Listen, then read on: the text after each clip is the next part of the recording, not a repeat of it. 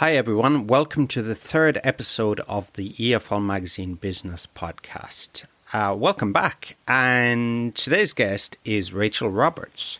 Now, Rachael is an ELT entrepreneur and also a life coach and therapist. She works with clients one-to-one in her 12-week small group program for ELT business owners, trainers, teachers, entrepreneurs, to switch off stress and switch on success. She's 30 years experience as a teacher, trainer, materials writer, psychotherapist, counselor, and coach.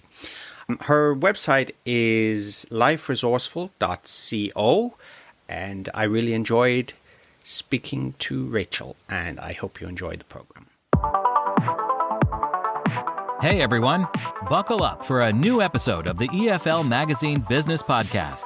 The one and only podcast made to help you launch your business or take your existing business to a level of success you could never have imagined.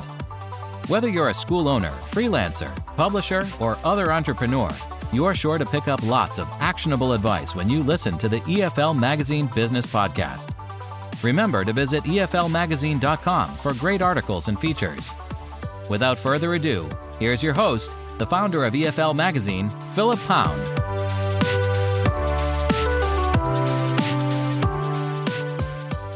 Hello, welcome back, everybody. And I'm really delighted to have a guest today, a new guest on our EFL Magazine Business Podcast. And it's Rachael Roberts. Rachael, how are you today?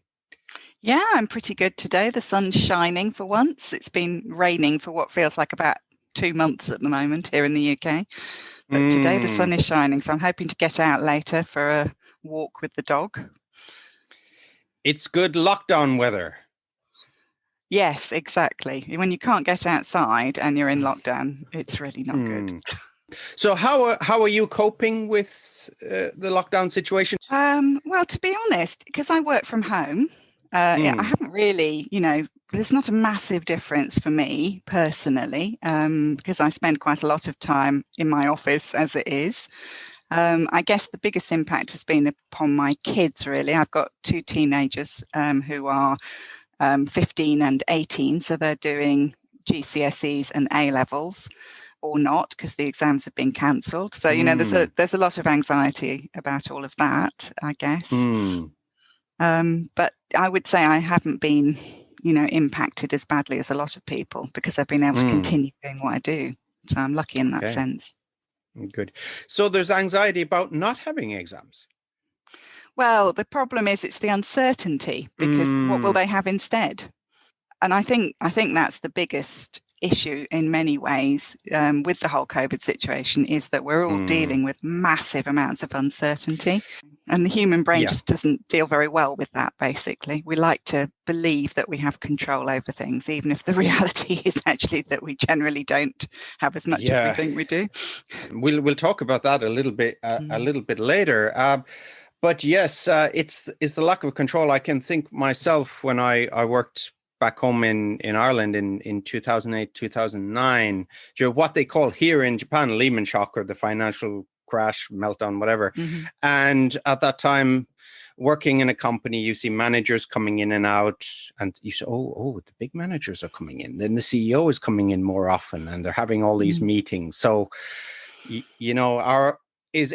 are our heads on the chopping block? It's the uncertainty really brought a lot of stress. And I think at that time, I'd felt stressed before. I'd been working in sales jobs that I actually knew what toxic stress was, and it does feel very different. So for people, originally we were told that, stress is a bad thing. And there's a lot of new thinking on it that some stress is good for us. So tell me your experience and understanding of dealing with stress and what stress is. So, obviously stress is one of the, well, perhaps not obviously, but stress is one of the key things that I deal with in my coaching work with people. And it's also something, I have personal experience of. I burnt out in my career twice, back in the 90s and early 2000s. And that was really what kind of started me on my path, I would say, to kind of understanding myself better, like why this was happening. And then from there, how to help people. And absolutely, stress is not in itself a bad thing. It's simply a physiological response to threat of some sort. And, very often you need that. I mean, certainly if you are genuinely under threat, you need it because you need to be able to run away or fight or whatever. But also it can be a good thing to have that sort of level of adrenaline. I'm talking to you now on this podcast, which is, making me slightly more anxious than I would normally be. And therefore I have a bit more adrenaline. And actually I can use that in a positive way. But when it becomes, the point is, I guess, that we are supposed to get a burst of adrenaline to deal with the situation and then let it go. And the problem is that very often we never let it go. We just get another burst and another burst and another burst, and it all builds up kind of within our system. And we get to the point where we can't kind of switch off because our body believes that we're under some terrible threat. Are we addicted to rage? Is that, I'm particularly thinking about social media.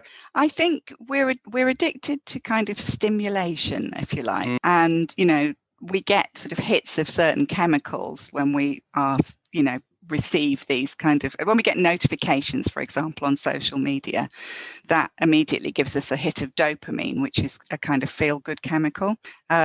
And we can get used to having these sort of high levels of either dopamine or the stress chemicals like adrenaline and cortisol in our body. So in that sense, yes, I think, we can kind of become addicted because we get used to feeling very sort of switched on, if you like, all the time.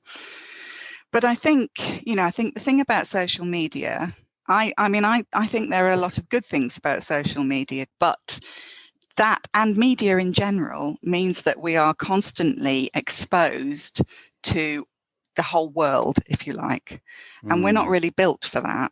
We're built to deal with, I don't know, to give a rather cliched example, there's a saber-toothed tiger in the next village, so you hear this piece of news, it gives you a jolt of adrenaline and you do something about it. But now we're hearing about these threats all the time from all over the world.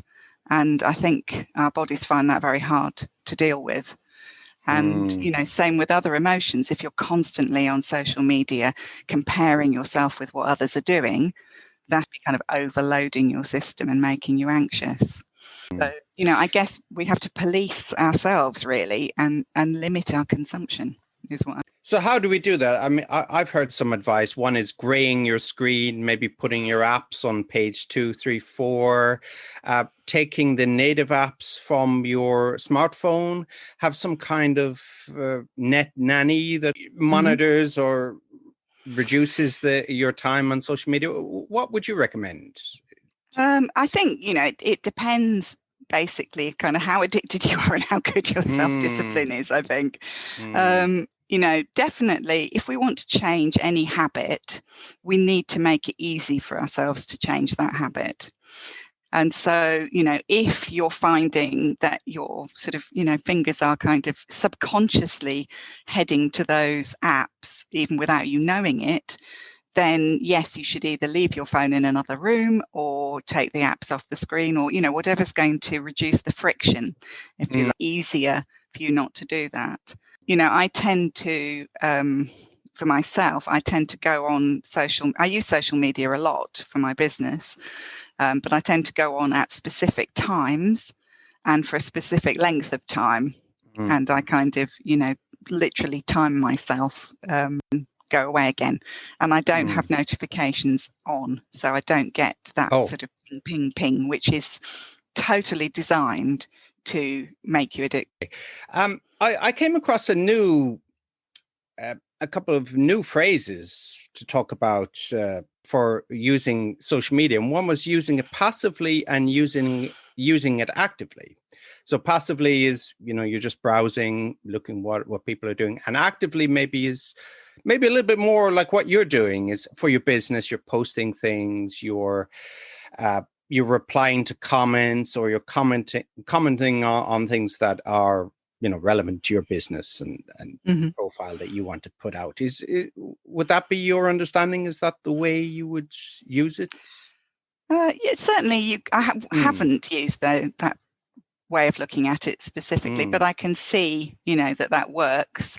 I guess for me, perhaps the word I would use is like conscious use, so are you consciously making a decision to go on and take various actions, which could involve reading something of somebody else's, which I guess would be passive, or are you is it just totally automatic and subconscious and you're not really in control of it, and you look up 3 hours later from your scrolling?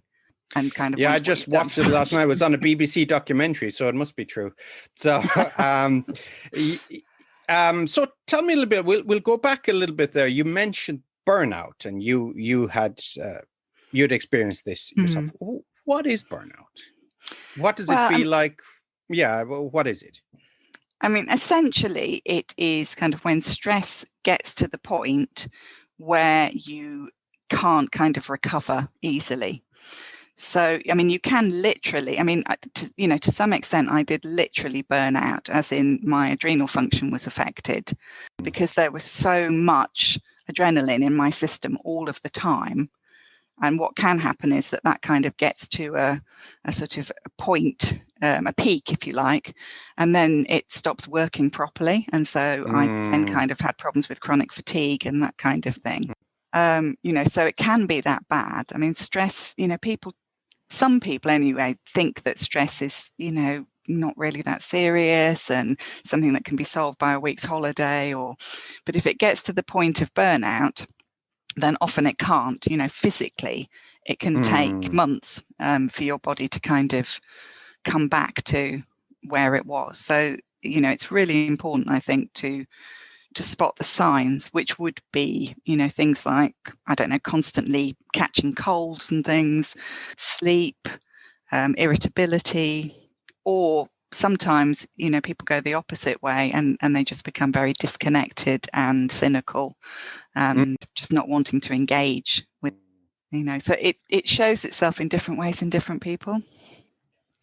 It reminds me of, you meet the guy the first day you're working in a job and you're all excited, a little bit nervous, you're meeting new people, and, the guy comes up to you and he says, you don't want to work with this company. Everybody is terrible and the job is awful. So, people, I think those people suffered burnout long ago, and they've just been, they've kept going throughout the years. But we didn't call it burnout back then. I mean, the whole approach to mental health now is so much more positive, isn't it? It's that the people can suffer these episodes, and the help is there, the recognition and the acceptance is fantastic. Have you seen that in your time in Oh, definitely. Yeah. I think definitely when it happened to me, I think there was very much a perception that it was a kind of weakness.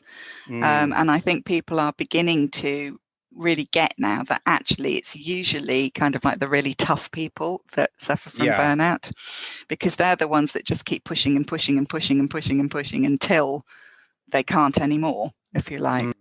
So it's certainly not a question of being weak or lazy or in any way sort of less mentally strong than anybody else. If you push anybody's system too far, then it will crack.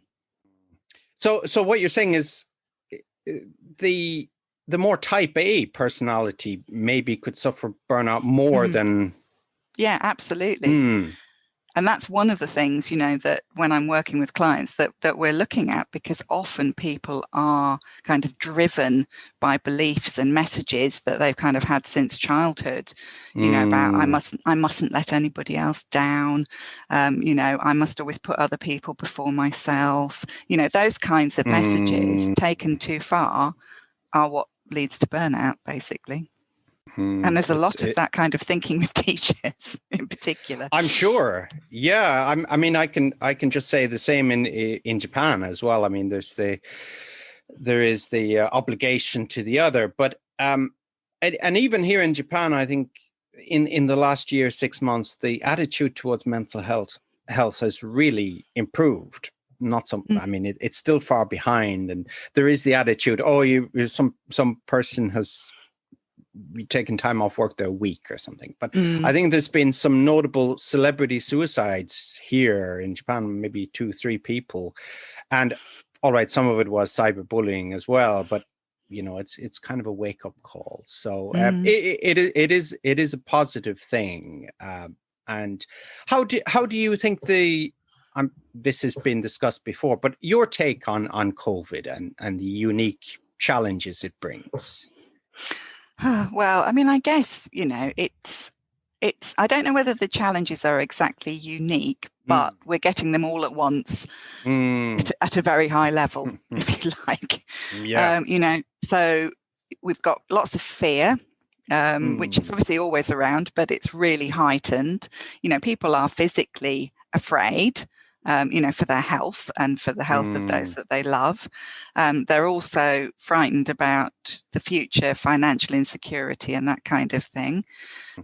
There's also isolation. Lots of people, are literally isolated from anyone else.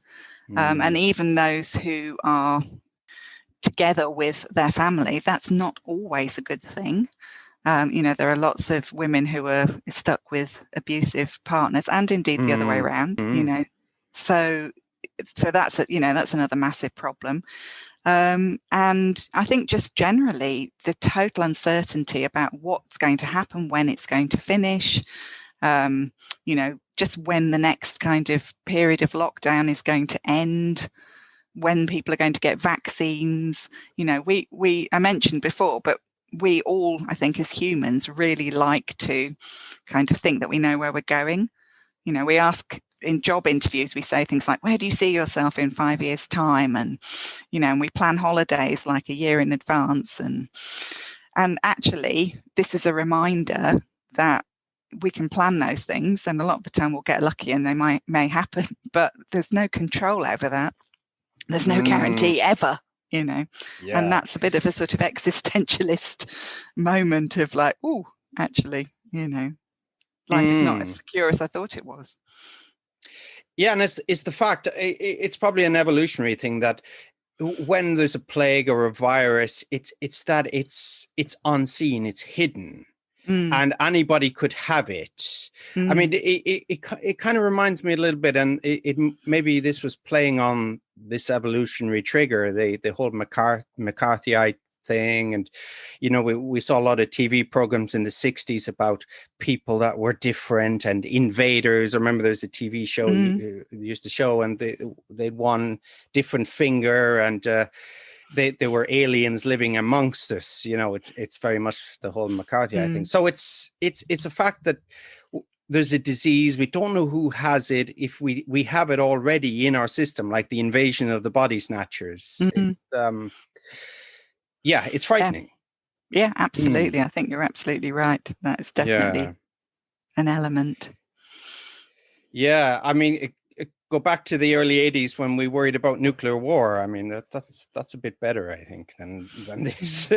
but marginally. Marginally, yeah.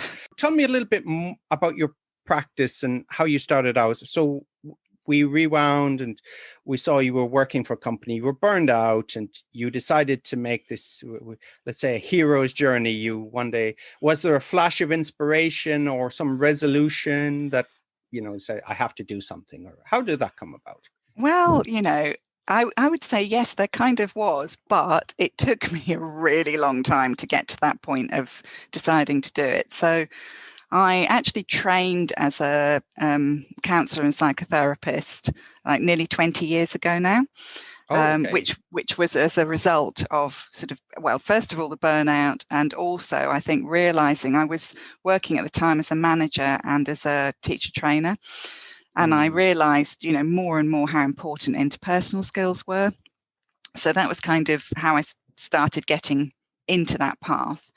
But then I sort of didn't do anything with that for years, really, other than using it professionally in my work as a teacher or teacher trainer or manager.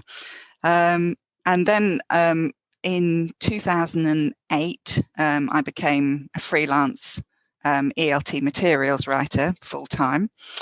I took voluntary severance from my job at the time, which was the one that had contributed somewhat to my burnout, though I recognise that I also contributed to it, and started working like essentially for myself as a freelancer. And I found, over the years, I found that actually I quite often was helping people in that kind of way, informally, but I still kind of didn't take the step until 2017, when I decided actually I think this is really what I want to be doing. So it felt to me like a lot of what I'd done before, like the teacher training and the manager, it's all about people. It's always been about people. That's the part of being a manager I liked. I certainly did not like, preparing for Ofsted inspections and things like that. So I kind of realized this was the path I wanted to take. So I went back and did a coaching diploma at the University of Warwick, which is the same place I'd done the counselling diploma, and started kind of looking for clients. But initially, I was not focused on people in ELT at all. Like most people, I think, starting out in a business, I didn't want to niche. I wanted to help everybody, and it took me, probably 6 to 9 months and the help of a business coach to realize that actually, this was my niche, if you like, working with ELT professionals. And you mentioned in your previous job that the job had given you burnout stress, but then you said that you also did. So we mentioned about locus of control, things that are within our control, things are not within our control. So how do you see you contribute to that? And this was something maybe within your control. So how could you have done things differently? Oh, I mean, I think, as I mentioned briefly earlier, we all kind of bring all sorts of, unconscious beliefs and patterns and messages with us that affect how we deal with things. And so absolutely, there were aspects of the job that contributed to it. And, that's nearly always the case with people that I work with. So I'm not kind of, giving employers a free ride here.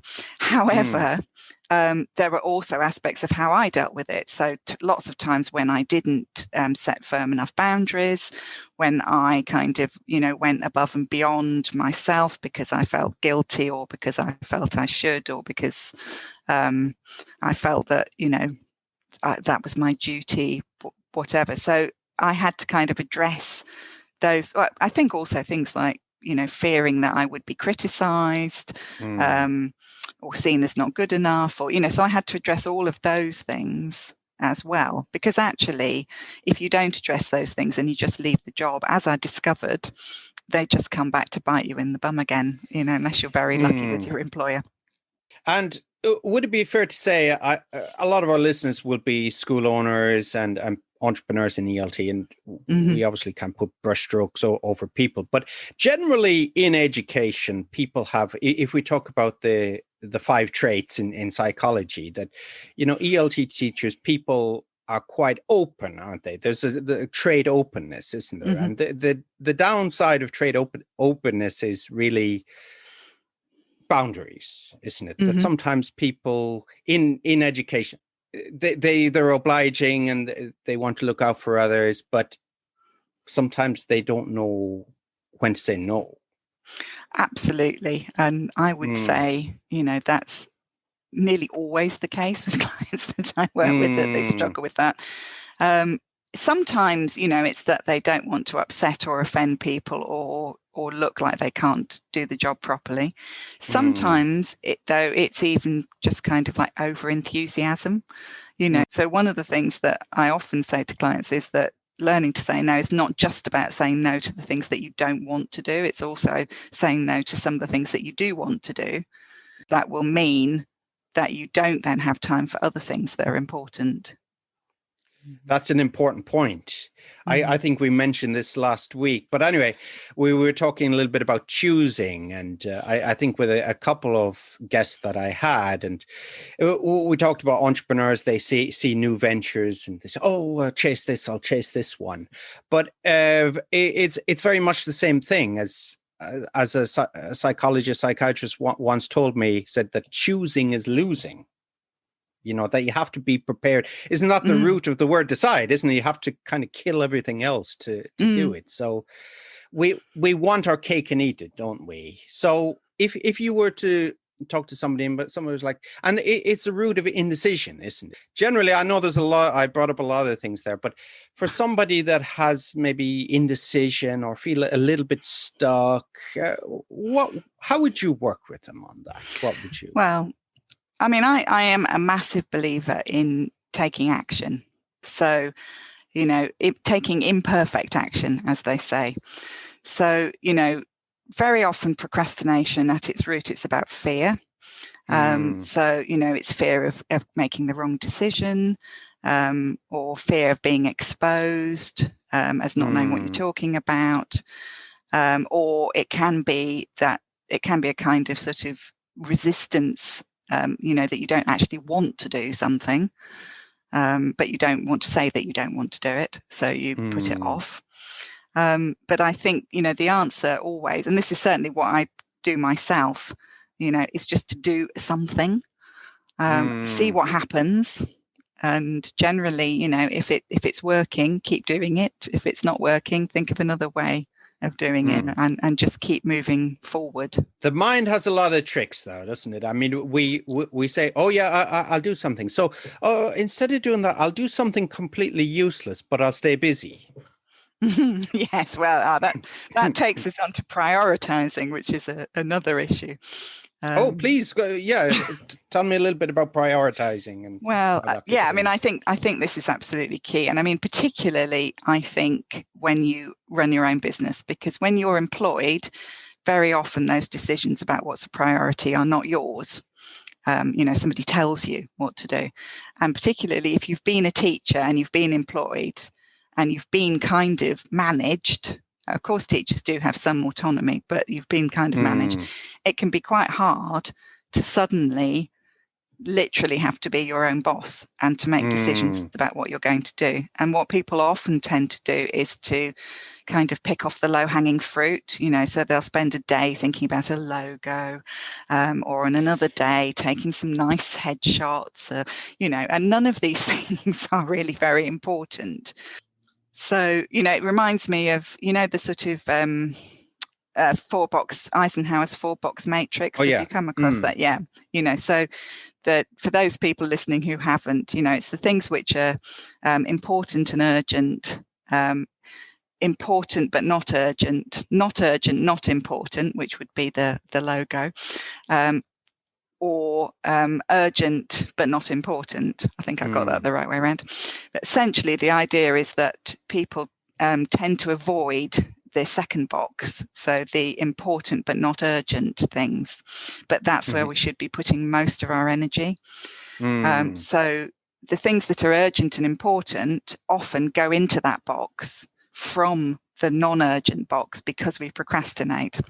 But if we consciously try to focus on things that are not urgent but that are important, that's where we see the change. So you see it with things like, exercise routines, for example. I mean, that's never urgent, right? But it is important. And if you wait till it's urgent, it's probably a bit late. Yeah. Yeah. I mean, if a doctor comes back and you see you have X amount of time, maybe if this doesn't happen, or you're pre-diabetes, or that's a wake-up call. But still, it doesn't prompt some people to stop, does it, or to change their ways? So how do we change habits? Well, the first thing, and this may sound completely obvious, but you have to really want to change it. I think, a lot of the time, actually, people don't. So, for example, I said I would be careful about talking about clients. So I'm thinking about what to say. But I had a client who wanted to give up smoking. And a lot of we could have we could and we did look at like practical steps, but a lot of the issue was that deep down, subconsciously, this client did not want to give up smoking because of what it represented. It represented kind of freedom. It represented an opportunity to escape from their work. So until we really pinned down what it represented and kind of really looked at those beliefs and like, is that really true? Do you really believe that? That was why it had never been successful for that person to give up, because they could try all of the strategies in the world, but there was that deep unconscious belief that actually it was a great thing to be doing. The smokers, I'm not a smoker, but work in companies, the smokers get 10 minutes an hour, don't they? A cigarette break. Nobody else gets that. So there are payoffs. And social payoffs as well. Yeah. If you go out and smoke with other people, you're part of that gang, you're cool, you have something in common, so that's a huge payoff. So you've got to address all of that kind of stuff, I think. Which is not to say that there aren't practical things as well. As I mentioned earlier, like, smoothing the path is certainly a key thing, like making it easy for yourself rather than difficult. So tell me a little bit more about smoothing the path. So for example, if you want to get into a habit of exercising every day, then, put your gym kit by the front door where, so you won't have to search for it and think, oh God, it's too late now to make that class anyway. This is in the days when we could actually go to classes, or if you want to write in your journal every night, put it on your pillow in the morning, so that it's there and makes it easy for you. If you're trying to eat more healthily, don't have, drawers stuffed full of unhealthy food that's easy to go for. If you have to have it, put it somewhere where it's not easy to reach, and then at least you'll have that moment of thinking about it. So, so I think that's a key thing. Another thing would be not trying to do too much at once. So very often people set themselves incredibly high goals, and I think there's a kind of subconscious self-sabotage there, because they kind of know they're not going to be able to do that, and then they can go, well, I tried. So very small steps add up. So it's something similar to, there's been a couple of books recently, mini habits, atomic habits, this sort of thing. It's trying to get a little bit under the ego depletion radar or the decision fatigue. So try to work with those things. I mean, actually, I have a group on Facebook, Lightbulb Moments, and we have a book group, and we're actually reading Atomic Habits at the moment. We're going to be discussing it next week. Oh, fantastic. It's a great book, I think. It is. I read the mini habits a few years ago, and Atomic Habits, I think, is even better. And some of the chapters is really great. I actually must read it again. And a friend of mine here, I suggested it to him, and he started playing the piano again. Like, he just touched the key. I said, in Atomic Habit, or was it Mini Habits? I can't remember. You open the lid and you touch the keys, and then you're like, okay, I'm here now. Maybe I'll do a little bit more, or do one press up a day. It's not what they say as well in Mini Habits or Atomic Habits. Have you tried yourself any of these? Not press ups, no, because I've never been able to do even one press up. But certainly in terms of small kind of habits. Like, walking is a big form of exercise for me. And, another thing that he talks about, which I think is useful, is like not breaking the chain. And so, like you say to yourself, right, every day, and I've got an Apple Watch, every day I'm going to close those rings, and I'm going to do it for, every day in a row and not break that. And that's it. I find that anyway extremely motivating, even though it's nuts really, because actually who cares? But you do care at some level. There is a satisfaction ticking those boxes, isn't it? And before the interview, I said we'd talk a little bit about your system and to do not. So for entrepreneurs and people want to get things done, and we have lists in our head, and we on our app, and I have a notepad, and to do. So how useful are to-do lists? So some people say don't have one, just schedule. Some people say, oh, you have to have a to-do list. Or what's your opinion? What's your I think you need to, you definitely need to schedule. But I think you have to have some kind of to-do list personally, because otherwise the brain kind of can't relax about those things. So it's, it's called the Zeigarnik effect. Apparently, it's sort of this idea that if something isn't completed, the brain will keep reminding you about it. And usually that's at like 2 a.m. or something. Like, you wake up in a cold sweat thinking, oh God, I haven't done whatever. So having some kind of system where you know that everything is kind of safely there and that it's not going to be forgotten, I think is essential. And the one I tend to use, because I work from home and I'm sort of in my office, I do use Post-it notes, because I will just slap it on a Post-it note and stick it on the wall behind me. And then I know it's captured and I can kind of relax about it. And I have a sort of system whereby I kind of move them up.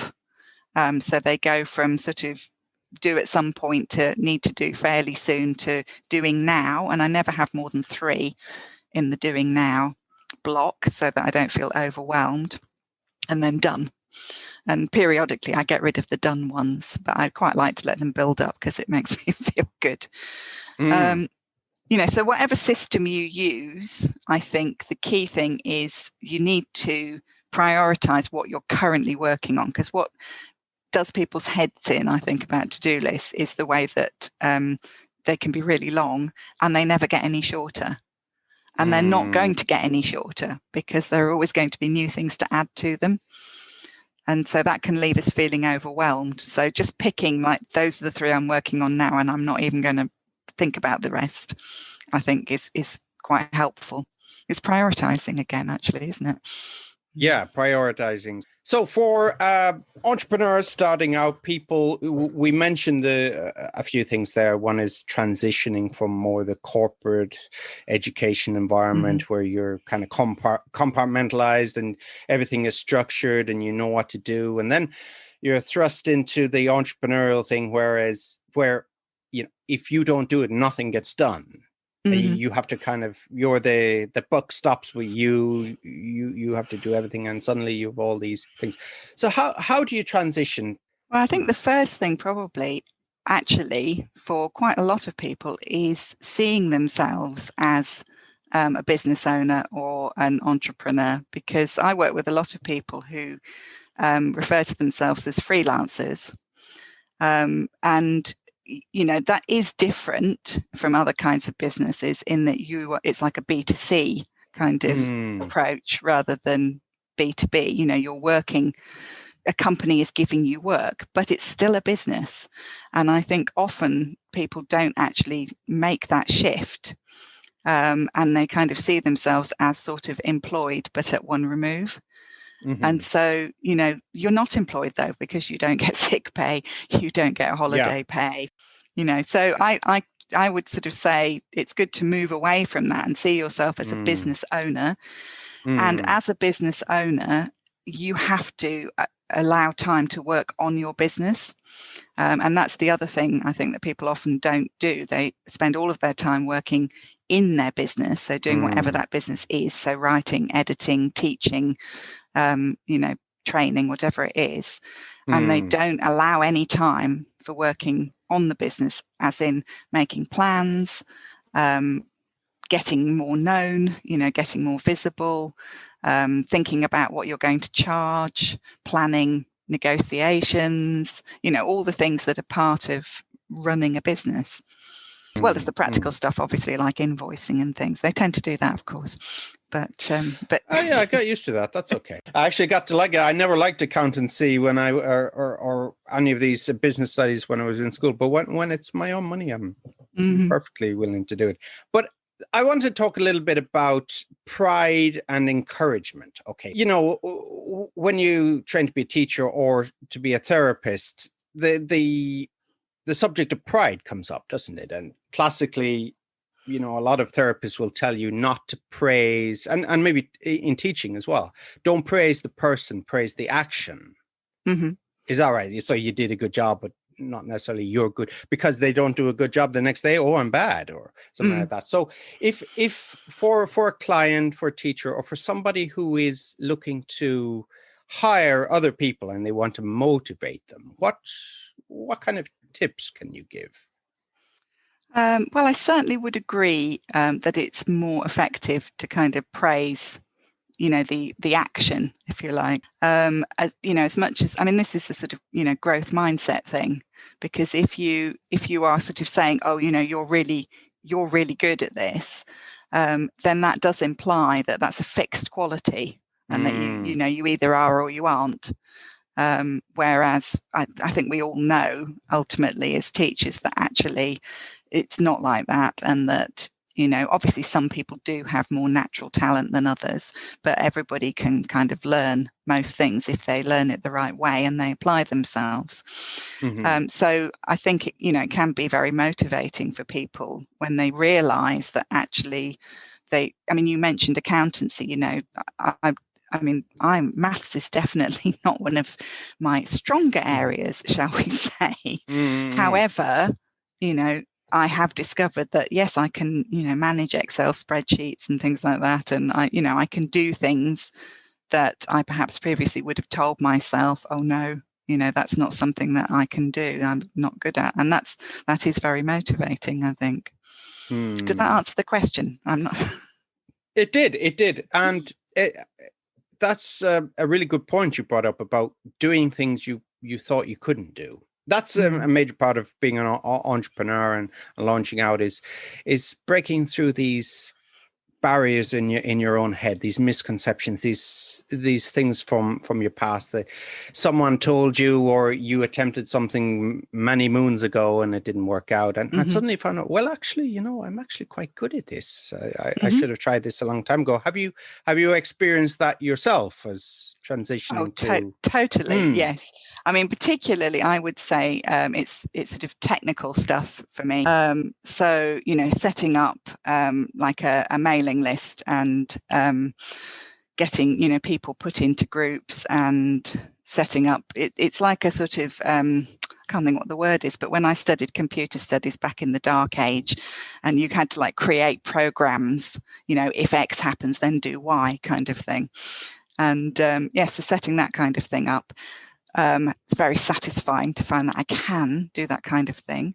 Having said that, I do also think if it's something that you don't particularly enjoy and that you don't feel is your forte, you can always hire somebody else to do it. And I do get help. I have a virtual assistant who helps me with the technical stuff, and it's great, so I don't spend days and weeks trying to work things out when my time could be better used. Okay.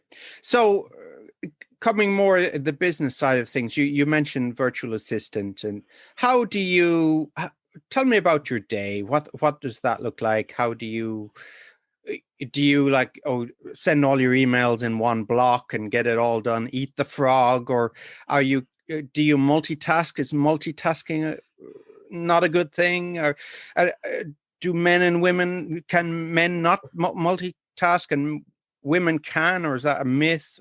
I actually think nobody can really multitask. I do think some people are better than others at. I mean, personally, I think there is no such thing as actual multitasking.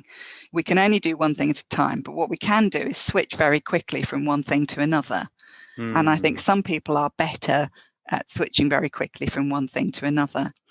And I think I'm definitely better at that than my husband is, but I don't know if that's a male-female thing or if it's just same here. I'm not much of that, but my wife she's like 4D chess. Yeah. So, So I don't know, but that doesn't mean it's a good idea, is what I would say. So just because you can switch quickly from one thing to another does not mean that you should, because you will do better work if you are more deeply focused on one thing. I believe that. So this is the idea, like Cal Newport's book, Deep Work. So that, this idea of really getting focused for a period of time, absolutely, definitely you will be much more efficient and get much more done than if you're skipping about trying to do 79 things at once, however good you are at doing that. For you, what did you take from that book or books about? So basically, I think the key thing for me is I time block. So I do schedule. So I think scheduling's really important. So I tend to my days vary hugely. So, I will have time for client work. I try to kind of put clients, in chunks, if you like, so that I'm not sort of doing client, then something else, client, then something else, and so on. So I try to kind of group similar bits of work together. And I try to I believe in the eat the frog thing. So I try to do like the most demanding tasks when I'm fresh in the morning, not necessarily immediately, because I'm not necessarily immediately fresh. But, that sort of key time, which for me is often like sort of, 9:30, 10 till 12 kind of thing. That will be when I will do writing work. I might do another block in the afternoon, depends how much I've got to do. But yeah, so in terms of sort of planning, I block out the time. I try to do similar things together, and I try to do the hardest things first, if you like. Okay.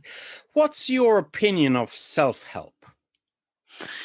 I think it depends what you mean, really. Do you mean like self-help books? Yeah, self-help books. Well, again, it depends on the book. I mean, I think some are great and very helpful, and I've learned a lot from them. Some are complete, rubbish. I do believe we can help ourselves, for sure, but I also believe that sometimes it's hard for us to help ourselves because we don't see where the blocks are, and that's where working with somebody else can really help, because you get that perspective. And you get somebody kind of prodding you in those places that you don't necessarily want to explore, but that actually you need to. That comes nicely onto my next question. How does coaching work? Okay, that's a massive question. I think it works in different ways, depending on the coach and depending on the person. So coaching is a bit of a catch-all, so it can go right the way through from sort of mentoring and, being quite sort of directive, which I would say is closer to the kind of work that I typically do on my group program, where I'm, teaching people about like how to use social media or how to negotiate or, how to generally set up and run their business. So that's kind of closer to mentoring, although there is some coaching involved there too, because the coaching for me is more about kind of, following where the client wants to go, but coming in at appropriate points and asking the right questions so that they kind of are focused in on where they need to be. So how directive that is varies a lot from coach to coach. I mean, I was originally trained as a Rogerian person-centered counsellor, which is totally non-directive. And the belief, the Rogerian approach is that you simply need the core conditions. So, it's about having empathy, having unconditional positive regard, and being congruent yourself. So, if you notice something in yourself, you'll say that, and the two of you kind of together work things out. And I do think that can be very powerful. I also think it can take quite a long time sometimes. So these days I do kind of mix and match a bit more in my approach, and I will be, more direct or directive at points if that seems appropriate. And certainly if we're talking about work related things, because I coach quite a lot on career and business as well, then I will kind of say, what I think has worked, or give advice, or, So tell me about working with entrepreneurs and what has worked, what their difficulties were and what has worked for them. Okay. So, I mean, again, it does vary, but I would say that for a lot of the people that I work with, there are issues around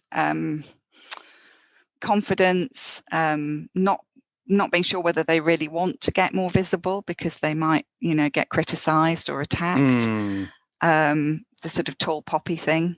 What will people think of me? Will they think I'm showing off? That kind of thing. There's quite often people struggle with imposter syndrome. This idea that they're kind of getting away with it, but actually, if people knew, which of course, funnily enough, Donald Trump never suffered from that, and he was an imposter. So there, you can take an example from him. Exactly. No, the people who suffer from imposter syndrome never are. They're always the most conscientious people who are really good at what they do. Because the genuine imposters, yes, it never crosses their mind. So those sort of money. I think actually money is another big. So I think a lot of people, particularly perhaps teachers, because teachers are very altruistic, often feel guilty about charging money. They don't like to ask for more money. They worry that that they'll be rejected. They don't want to look greedy.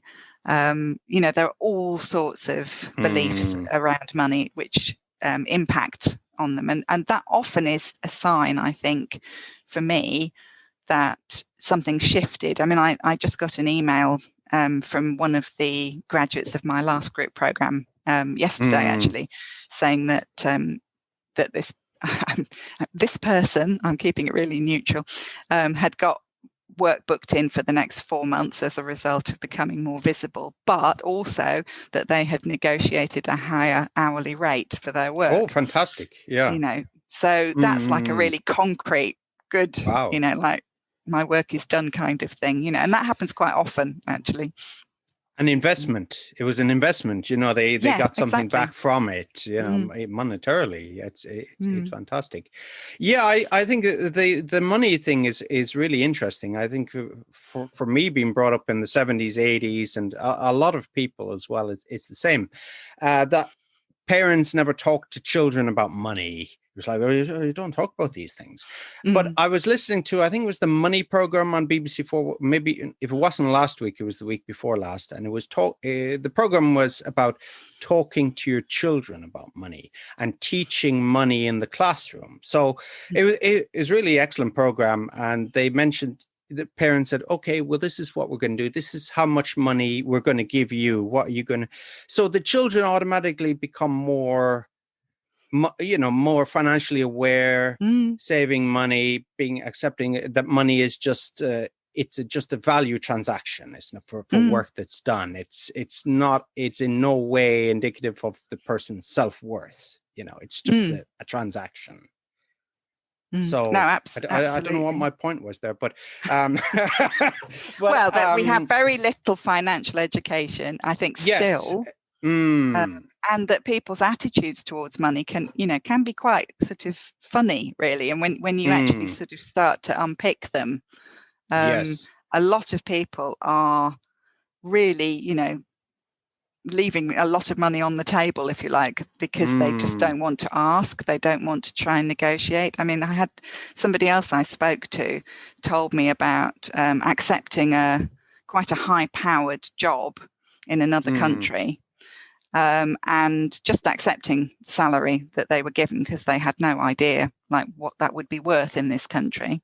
And then getting there and finding that actually they were earning less than lots of people quite a long way further down the scale than they were, because they had never occurred to them to kind of negotiate on the salary or even find out, what it was worth. So that kind of thing is pretty common, I think. Yeah, I think so. And it's unfortunate, but with your great work, I'm sure it's changing. So how do you change a person's attitude to money? They don't want to charge too much. Again, I think practical steps. Well, I think it is about really it's about really uncovering what you believe or what you unconsciously believe, so digging out, if you can think of things that, your parents used to say to you, like if they always said like money doesn't grow on trees, or for example, then there's a good chance that if you heard that a lot, that at some level you really believe that it's very hard to get money and that you have to struggle and suffer. And so you will kind of create that to quite a degree, in your life. I know that sounds a bit woo, but, we do I agree. Create what, what we believe. If we believe that nobody likes us, then quite often that's what happens, because that's kind of what we're expecting from people. The same, I think, with money. If we believe, that it's really difficult to get and that we're never going to have enough, then that's kind of what tends to happen. So tell me a little bit more about your site. How can people get in contact with you? What's the URL? It will also be in the show notes. So sure, yeah. For people who want to contact my website is life-resourceful.com. And you can also find me on Facebook. As I mentioned before, I have a Facebook group, which is for sort of ELT professionals who kind of want to have less stress and more balance in their lives and work.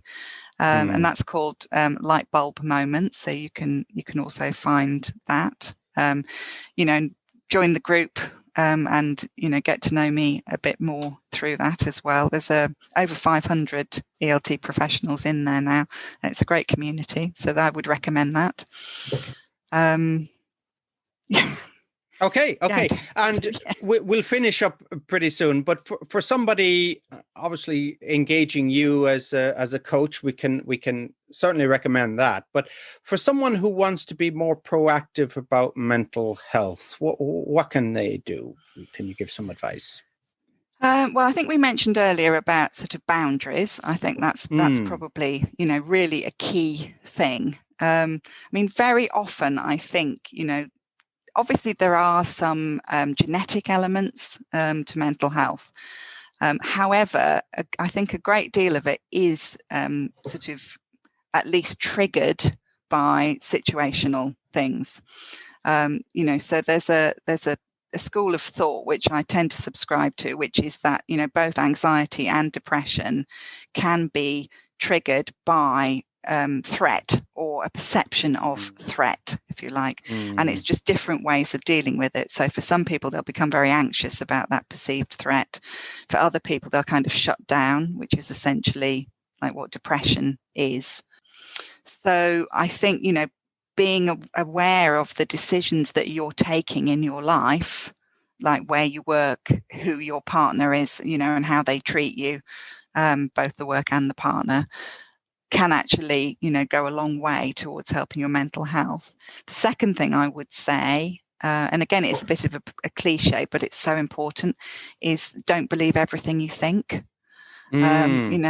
So people tend to, assume fairly logically that because they are intelligent, logical people, that everything that they think is clearly also intelligent and logical. And that's not the case at all, because, there are parts of our brain that are very, very primitive and that don't really have a clue what's going on in the modern world, and are just kind of going, bear, and perceiving threat left, right and center and trying to protect us, but just not doing a very good job of it. We mentioned books before. The Chimp Paradox is a really useful book, I think, for understanding kind of why you shouldn't believe everything you think. And that in itself can make such a big difference to people, when they realize that actually they don't have to believe those thoughts and that they can just kind of go, okay, that's my chimp talking. Rachael, it was really fascinating talking to you, and I really enjoyed it. And I hope our listeners get a lot from it. And, in the future, we'll be doing a lot more podcasts. And, I'd like to invite you back maybe at some stage. We'll be doing kind of panel discussions, maybe, that we can talk with specific problems and give advice. So sure. I'd love that. We'd be delighted to have you back. But for now, Rachael Roberts, thank you very much. Thank you. Thanks for listening to the EFL Magazine Business Podcast with Philip Pound. For more great advice and resources, check out eflmagazine.com. If you found this podcast helpful, be sure to subscribe so you never miss an episode. See you next time.